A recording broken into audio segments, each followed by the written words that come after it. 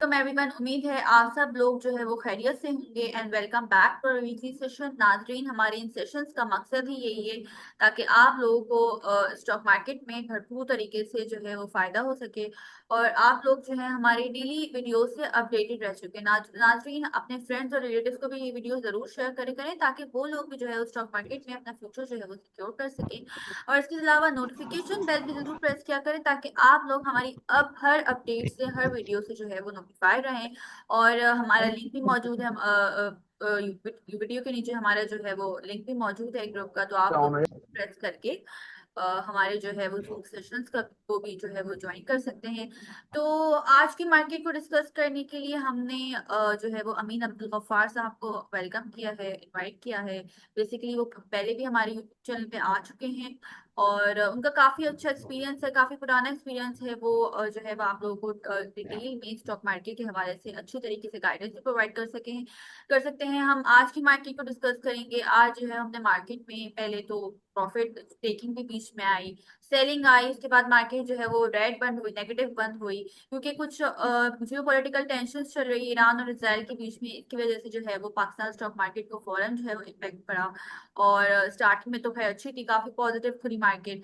Budget के बाद market जो है वो काफी अच्छा जो है वो बजट के बाद जो है मार्केट पे काफी अच्छा इम्पैक्ट पड़ा। तो हम इन सब डिस्कशंस के लिए जो है वो आज हमने अभी अब्दुल गफ्फार को जो है इनवाइट किया है। तो आइए ना वेलकम करते हैं। अस्सलाम वालेकुम सर, कैसे हैं आप? हाँ, वालेकुम सलाम। अल्लाह का शुक्र है। जी सर। तो सबसे पहले आज की मार्केट को बताइएगा। आज जैसे कि हमने मार्केट, मैंने बताया कि अच्छी खुली, तकरीबन 1,26,718 पॉइंट जो है मार्केट पॉजिटिव थी। और इसके बाद अचानक से प्रॉफिट टेकिंग आ गई। कुछ जियो पॉलिटिकल टेंशन चल रही है ईरान और इसराइल के बीच में। तो ये इस वजह से जो है मार्केट पे काफी इम्पैक्ट पड़ा और नेट नेगेटिव बंद हुई। तकरीबन जो है वो मार्केट 259 पॉइंट्स जो है वो नेगेटिव बंद हुई। तो क्या वजह है, कब तक ये सिचुएशन जो है वो बेहतर होगी, जो जियोपॉलिटिकल टेंशन चल रही है, और मार्केट में प्रॉफिट टेकिंग की क्या वजह थी? देखें, आपने जो ईरान और इसराइल की जो बात की, उसकी टेंशन कल रात से ही चल रही थी और सुबह को न्यूज़पेपर के अंदर भी आ गई थी चीज़ें और स्टॉक की जो साइडों पे भी आ गई थी। मगर फिर भी मार्केट ने थोड़ा सुबह को इसको सर्वाइव कर लिया था। उसको ये न्यूज़ को मार्केट ने उसको मार्केट ने एब्जॉर्व करके दोबारा मार्केट तेजी की तरफ जा रही थी। और फिर जब ये प्लान क्रैश की जो न्यूज़ आई, इससे थोड़ा टेंशन और बढ़ गया कि लोगों ने समझा क्या मतलब वो वाकई अटैक हो गया। तो उसकी वजह से एकदम से सेलिंग आ गई और इसके साथ अ, जो मार्केट तकरीबन 2 दिन के अंदर 4,500 पॉइंट बढ़ गई थी। उसकी वजह से थोड़ा प्रॉफिट टेकिंग भी बनती थी, तो उसकी प्रॉफिट टेकिंग भी आ गई और साथ साथ करेक्शन भी आ गया। हम्म। अब जब मार्केट बंद थी तो ऑफ मार्केट जब ट्रांजेक्शन होती है तो इसमें तकरीबन सब लोग बाहर पे खड़े हुए थे। तो मुझे अब नहीं लग रहा कि कोई मार्केट माइनस हो। हाँ, अल्लाह ना करे कोई जंग वगैरह होगी तो दूसरी बात है। बाकी है कि मार्केट ने करेक्शन ले लिया है और आज का जो हाई था उससे भी लगता है कल इससे भी ज्यादा हाई बनेगी मार्केट। हम्म। सही। सर, एसएसजीसी सुई सौदर्न गैस जो है वो आज वॉल्यूम लीडर रहा मार्केट में। तो क्या वजह है, क्यों हाँ, इतना आउट परफॉर्म किया? ये 3,000 का तो एक प्रॉफिट भी था, डिविडेंड भी था। दूसरा कि इनकी सर्कुलर डेट की पेमेंट भी आने वाली थी, गवर्नमेंट सर्कुलर डेट की पेमेंट दे रही है, 30,000 को भी फायदा होगा। और ये कि जो गैस के जो थोड़े प्राइस बढ़े इनके भी इनकी वजह से थोड़ा फायदा होगा।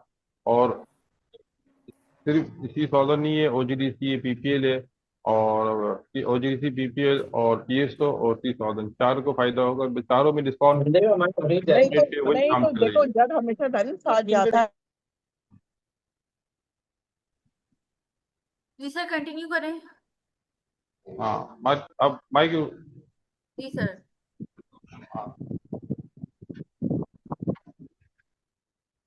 क्या ये तो डिस्टर्ब हो रहा है ना माइक पे? जी सर, मैंने रिमूव कर दिया, आप जो है वो कंटिन्यू करें। अच्छा अच्छा।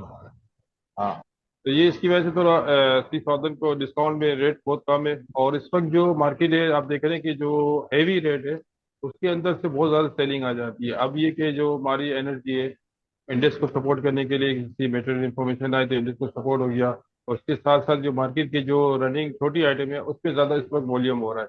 तो हम्म। अब ये छोटी आइटम की तरफ तवज्जो, जैसे 30,000 भी छोटी आइटम में आती है, तो उस पर थोड़ा तवज्जो देंगे तो इसमें आपको काम आना आसान हो जाएगा। हम्म। सही। पहले एक सवाल ले लेते हैं। जी नोवेर साहब, सवाल कीजिए। हेलो, अस्सलाम वालेकुम सर। सर मेरा सवाल है कि ये एजीपी को करंट प्राइस में बाय करना चाहिए। कौन सी आइटम को? हेलो। हाँ, आइटम को। AGP EP. को। एजीपी। एजीपी भी जी जी। करंट प्राइस पे तो अभी इसके बहुत ज्यादा रेट बढ़ गया है। एजीपी एक तो एक अलीगोर है, एक तो एजीएल है। अच्छा, एजीपी फार्मासिकल है। फार्मासिकल पे तो फिर गवर्नमेंट ने काफी रिलीफ दिया है। तीन इनके जो रॉ मटेरियल पे इंपोर्ट पे जो ड्यूटी कम की है, जिससे इनका फार्मासिकल का। और दूसरा, इनको जो रेट बढ़ाने की 3% इजाजत दी कि 3% के करीब आप रेट बढ़ा सकते हैं, तो इनका टर्नओवर बहुत बड़ा है, तो इनको फायदा होगा। तो बाइंग तो कर सकते हैं, मगर इसकी रेट की फ्लक्चुएशन वो आपको खुद को देखनी है कि, क्योंकि आपको ऑलरेडी आप इस आइटम को देख रहे हैं कि किस रेट में बाइंग होती है, किस रेट में सेलिंग आ जाती है। ओके, सही है सर, थैंक यू। नेक्स्ट सवाल ले लेते हैं। मोहम्मद आमिर, अपना सवाल कीजिए।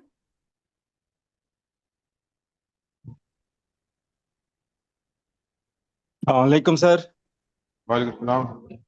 अच्छा सर, मैं ये जानना चाह रहा था, बैंक इस्लामी जो है आज भी अपर कैप था, तो इसमें को 1.5 करोड़ का वॉल्यूम भी लगा है, तो इसको आप कहाँ तक देखते हैं, कहाँ तक जा सकता है ये? कल कल के लिए भी कैप होगा? हाँ, बैंकों को इस वक्त सर्कुलेट की फायदा है बैंकों को।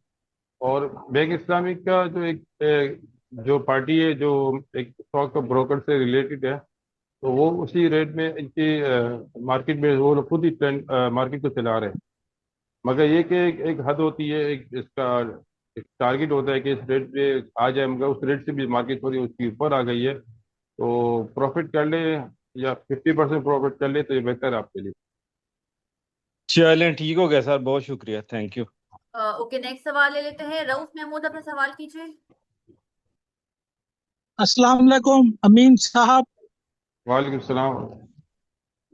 सर आप बहुत अच्छे इंसान हैं, काफी अरसे के बाद आपसे बात हो रही है। आप बड़ा अच्छा तज्जिया देते हैं। You are a very nice man sir. बहुत शुक्रिया। आवाज आ रही है सर आपको? जी हाँ जी। हाँ हाँ, बिल्कुल कंटिन्यू सर, कर, आवाज आ रही है। सर मेरे पास सरल है, परचेजिंग मैंने की हुई है, तो उसके बारे हाँ में बता दें। और उसके ये बताएं कि उसका कहीं 12.5 अरब रुपए का रसीवेबल है, उसके हाँ। बारे में क्या मालूमात हैं? देखिए, और सेल पीआईए के बारे में भी बता दें सर, शुक्रिया, मेहरबानी।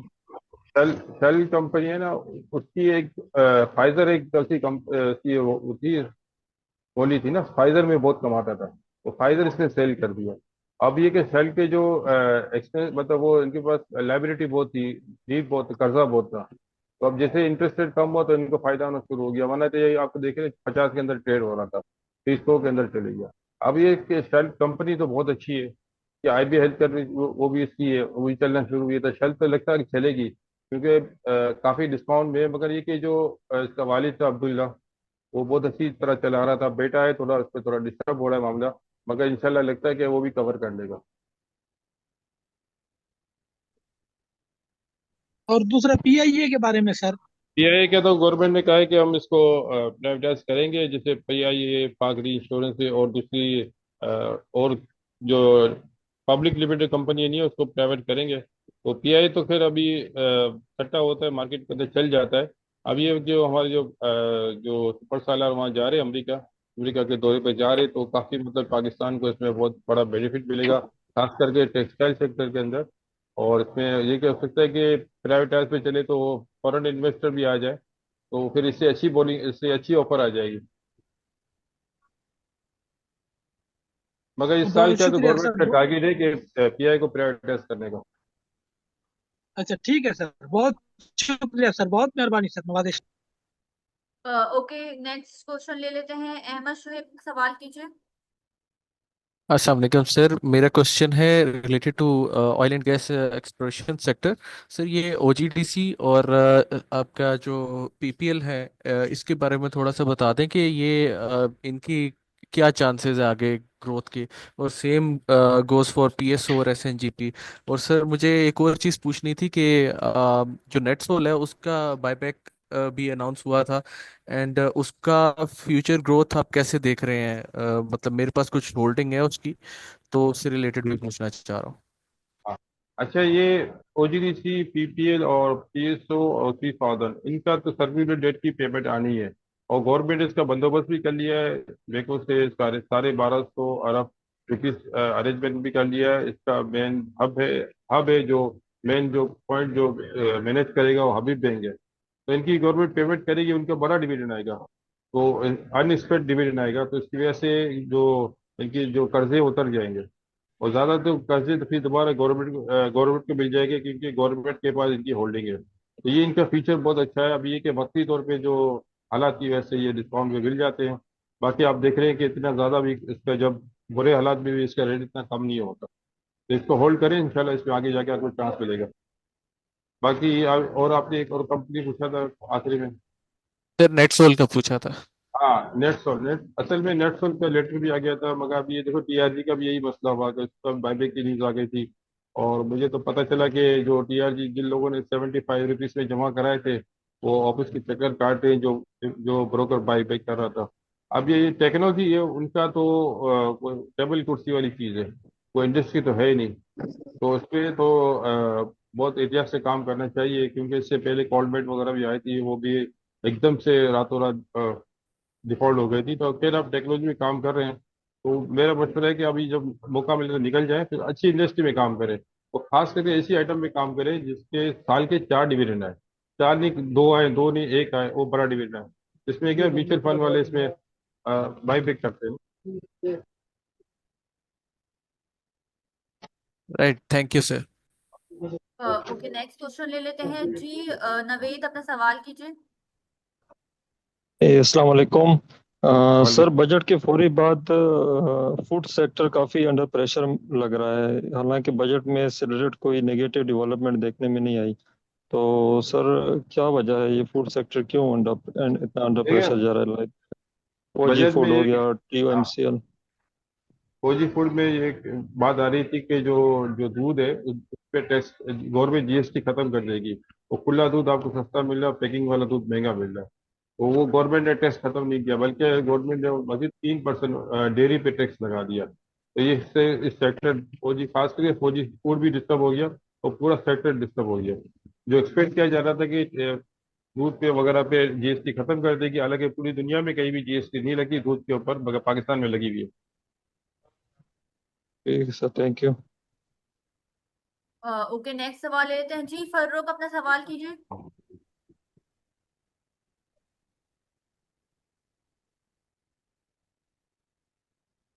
फर्रुख, आपको आवाज आ रही है?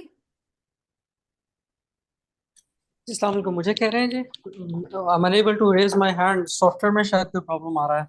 जी जी, मैंने सवाल सेंड कीजिए। किया था। मेरा क्वेश्चन था जी, it is regarding this PRL, और दूसरा सिटी, ये सॉरी, कॉलोनी टेक्सटाइल मिल्स के हवाले से। पीआरएल का तो सर ने कुछ गाइड कर दिया है रिफाइनरी के मुतालिक, लेकिन ये मेरे कुछ शेयर्स इस वक्त सिटी कॉलोनी टेक्सटाइल मिल्स के मैंने ले लिए हैं, लेकिन मुझे लग रहा है कि उसमें से मुझे एग्जिट कर जाना चाहिए। इस पर सर मुझे ज़रा कुछ एडवाइस कर दीजिए। देखिए, कॉलोनी टेक्सटाइल, अभी टेक्सटाइल सेक्टर अभी चलेगा। अभी जो हमारे सुपर स्टार अमेरिका जा रहे हैं, तो ये लगता है कि टेक्सटाइल के काफी ऑर्डर मिलेंगे पाकिस्तान को। अभी इस वक्त अमेरिका सपोर्ट कर रहा है, तो इनको चांस देगा कि इंडिया के जो एक्सपोर्ट के ऑर्डर कैंसिल हो जाएगा, पाकिस्तान को चांस मिलेगा। तो आपके पास फरे में अगर प्रॉफिट हो रहा है तो दूसरी बात है, अगर थोड़ा लॉस हो रहा है तो थोड़ा वेट कर ले, क्योंकि कॉलोनी टेक्सटाइल के शेयर तो एक किसी वक्त तो बहुत अच्छे थे। इनकी जगह बहुत बड़ी प्रॉपर्टी पड़ी हुई है। अब देखें, जितनी भी टेक्सटाइलें थी वो जो नहीं चल रही थी, वो या फार्मास्यूटिकल में कन्वर्ट हो गई, या फिर आईटी में चले गए। तो ये कि ये भी अच्छी कॉलोनी टेक्सटाइल बहुत बड़ी फैक्ट्री है, बहुत पुरानी कंपनी है ये। कॉलोनी टेक्सटाइल किसी वक्त, किसी जमाने में कॉलोनी शुगर के शेयर फ्री मिलते थे, कॉलोनी टेक्सटाइल से निकले थे। तो बहरहाल ये तो फिर लॉन्ग टर्म वाली कहानी है, मगर फिर शेयर तो अच्छे हैं। बाकी आपकी मर्जी, नहीं अगर आप सर, मेरा ट्रेडिंग कोई करना चाहें। लॉस नहीं है। हाँ, मैं ट्रेडर आप नहीं थोड़ा हूँ, मैं बहुत अपना इन्वेस्टर हूँ। पोर्टफोलियो में होल्डिंग रखें। पावर है मेरी इस वक्त। हाँ, बस थोड़ा पोर्टफोलियो में रखें, इंशाल्लाह आपको अल्लाह बरकत देगा। बहुत शुक्रिया सर। ओके, लास्ट क्वेश्चन ले लेते हैं जी। जुनेद शेख, अपना सवाल कीजिए। अस्सलाम वालेकुम सर। वालेकुम सलाम।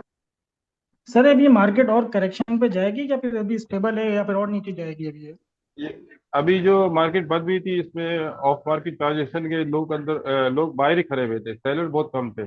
तो मुझे नहीं लगता कि सेम डे करेक्शन भी आ गया और मार्केट नीचे जाए। अगर आपको जंग की न्यूज आ गई तो दूसरी बात है, हालात खराब हो गए तो उसका तो नहीं कह सकता। बाकी ये कि मार्केट ने करेक्शन ले लिया है, और जब मार्केट ऑफ ट्रांजेक्शन हुई थी, मार्केट बंद हुई थी, तो लोग बाहर पे खड़े हुए थे और उनको डीप के अंदर माल भी मिल गया बड़े लोगों को, तो लगता है यहाँ से मार्केट चला देंगे। अच्छा, दूसरा सर, ये डिविडेंड के बारे में बता देंगे कौन से स्टॉक, जब भी आप कह रहे थे कि 3 से 4 डिविडेंड देता है साल में, तो इसमें कौन से बेहतर हैं स्टॉक जो लेने के अभी रख लें इसमें लॉन्ग कमिटमेंट के लिए? इसमें देखो, 4 कंपनी में फौजी फर्टिलाइजर देता है, दूसरा एग्रो एग्रो एग्रो फर्टिलाइजर देता है, और ये 30 वगैरह क्वार्टर साल में 2 दफा देते हैं। कुछ ऐसे सीमेंट के शेयर है कुछ साल में 2 दफा देते हैं। तो उसमें इन्वेस्टमेंट करने से ये होता है कि म्यूचुअल फंड वाले भी आ जाते हैं, इनके ओके प्रॉफिट में ओके। होती है इनका। दूसरा कि इस वक्त तो क्या हर कंपनी के रेट ज्यादा है, मगर आप डेट देख के ले। किसी जमाने फौजी 100 रुपये से आगे बढ़ता नहीं था, अब ये 400 के करीब है, मगर पे आउट इतना ही है इसका। अगर अल्लाह न करे पे आउट कम होगा तो थोड़ा फर्क पड़ेगा। और दूसरी बात कि इसमें मार्केट में तकरीबन लोग निकल चुके हैं, अब होल्डिंग तकरीबन कंपनी के पास ही है। लोगों ने बहुत बड़ा प्रॉफिट देके इसको सेल कर दिया, फिर अब रो रहे हैं कि बोले तो किसी ने 200 में बेचा, किसी ने 250 में बेचा, किसी ने 300 बेचा, मगर उससे भी आगे निकल गए। तो अब इन लोगों के पास शेयर ओके, है जो ना बेचने वालों के पास। ठीक है सर, ठीक। ठीक है sir, thank you. Okay sir, मेरा लास्ट क्वेश्चन आपसे ये है, फिर सेशन को रैप अप की तरफ लेके चलते हैं। ऑयल प्राइसेस क्यों इतनी बढ़ रही है? तकरीबन 5-6 दिन हो गए और 6% जो है ऑयल प्राइस बढ़ चुकी है। ये तो इकोनॉमी के लिए, पाकिस्तान की इकोनॉमी के लिए जो है वो एक खतरनाक जो है वो बात साबित हो सकती है। तो क्या वजह है इतनी ऑयल प्राइसेस बढ़ने की? देखिए, इंटरनेशनल मार्केट में जो टेंशन चली है उसकी वजह से ऑयल प्राइस बढ़ी है, और तकरीबन 62-63 के करीब ट्रेड हो रहा है। और अगर पाकिस्तान में तो ये कि अब 90 रुपीज से करीब तो लेवी दे रहे हैं। अब ये मजीद गवर्नमेंट और लेवी बढ़ाएगी। 100 रुपये तो हम इसे टैक्सेस भर रहे हैं। तो इससे पहले भी इससे पेट्रोल 280 के करीब लीटर लोगों ने खरीदा है, तो इतना ज्यादा लोगों को फर्क नहीं पड़ेगा क्योंकि इस्तेमाल तो बहुत कम हो गया है। लोग ज्यादातर अभी इलेक्ट्रिक की तरफ जा रहे हैं और LNG LPG की तरफ जा रहे हैं, क्योंकि हैवी ट्रांसपोर्ट अभी पाकिस्तान में चलना बहुत कम हो गया। पहले जो बहुत ज्यादा चलता था, ट्रांसपोर्ट होती थी, सरहदों पे बहुत ट्रकों की लाइनें लगी होती थी, इस्तेमाल बहुत ज्यादा था, अब कम हो गया। तो इतना ज्यादा फर्क नहीं पड़ेगा, फिर इन्फ्लेशन की फिगर तो बढ़ जाएगी। सही। अच्छा सर, ये बताइएगा कल की मार्केट को आप किस तरह देख रहे हैं और क्या टॉपिक्स होनी चाहिए आपके लिए कल के लिए? देखें, आज जो क्लोजिंग आई है और दूसरी के ऑफ मार्केट के अंदर बाहर खड़े हुए थे, इसके हिसाब से मार्केट कल ऊपर ही खुलेगी। बाजार एक हालात कंट्रोल में रहे, कोई सा ईरान या इसराइल की तरफ से कोई टेंशन ना है। तो लगता नहीं कोई टेंशन है, क्योंकि जब बात आ जाती तो इससे कुछ कभी होता नहीं है। होता तो अचानक ही हमला होता है, मगर मुझे नहीं लग रहा। बाकी ऑफ मार्केट में लोग बाहर खड़े हुए थे, तो मार्केट 500 के करीब मार्केट लगता है ऊपर ही खुलेगी। सही। और टॉपिक सर? टॉपिक में कि सीमेंट सेक्टर, स्टील सेक्टर है, पेपर सेक्टर है और फार्मास्यूटिकल सेक्टर है, ये अच्छे हैं। बाकी बड़ी आइटम में काम ना करें, छोटी आइटम में काम करें, 100 के अंडर काम करें, ट्रेडिंग करनी है तो। बाकी के पोर्टफोलियो बनाने के लिए इस वक्त मार्केट नहीं है, मार्केट बहुत ऊपर है। अब पोर्टफोलियो बनाने जाएंगे, अल्लाह ना करे तो बेड न्यूज आ गई तो पोर्टफोलियो पूरा डूब डूब जाएगा। तो इस वक्त ट्रेडिंग वाली मार्केट है। सही। ठीक। चलिए सेशन को रैप अप करते हैं। Thank you so much sir, आपने अपना कीमती वक्त दिया and thank you so much participants, आपने भी हमें ज्वाइन किया। नाजरीन, मैं आज के सेशन से जो है वो इजाजत चाहूंगी। नेक्स्ट सेशन में आप लोगों से फिर मुलाकात होगी एक नए गेस्ट के साथ। अपना ख्याल रखिएगा सर, अपना बहुत सारा ख्याल रखिएगा। आपको फिर से जो है इनवाइट करेंगे। नाजरीन, मैं आज के सेशन से इजाजत चाहूंगी। अल्लाह हाफिज। अल्लाह हाफिज सर।